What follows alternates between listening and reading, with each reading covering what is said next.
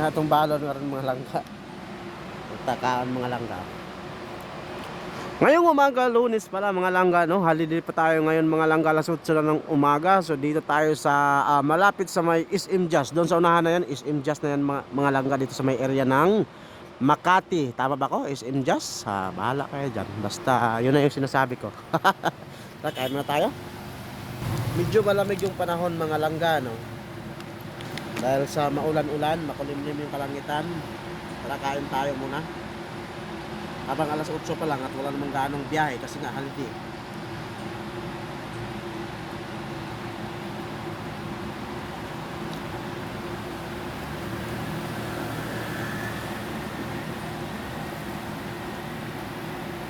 Ngayong umaga mga langga, ng area ko Makati.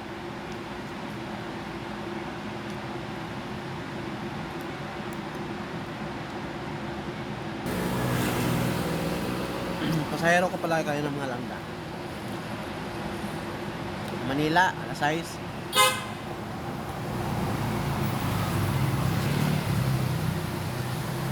Pag pick up ko mga langga,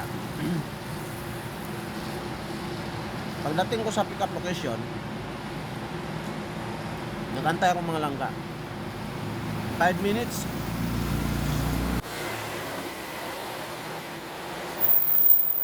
Siyempre yung pagpunta ko, ilang minuto pick up location. Tapos yung pinaantay na ako ng 5 minutes, saktong 5 minutes mga langga. Pagdating ko sa area niya, nagantay ako ng 5 minutes, lumabas na siya. Nilagyan ko agad ng shower cap. Sasakay na eh. Wala malangga, hindi pa. At sa akin, nakitan ko yan. Pag ako doon, kaprint ko na ako. Hintayin mo lang ako ha. O ayos ha. Tapos nakaka-cashless pa siya.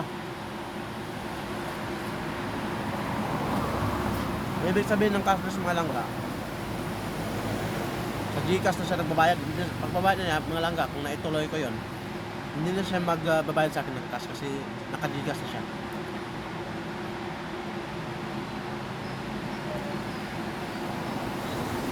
Nantay ko sa mga langga.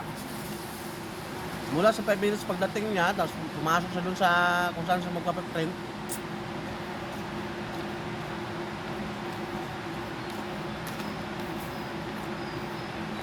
Mga 3 minutes. Hindi maganda to. Hindi mo lang nag-chat sa akin na, kuya, sinsya ka na.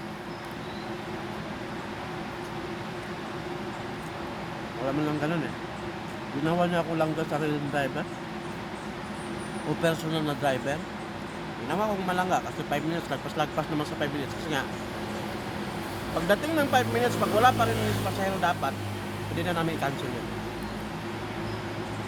At hindi na kami mabawasan ng ano dun, sa rating namin.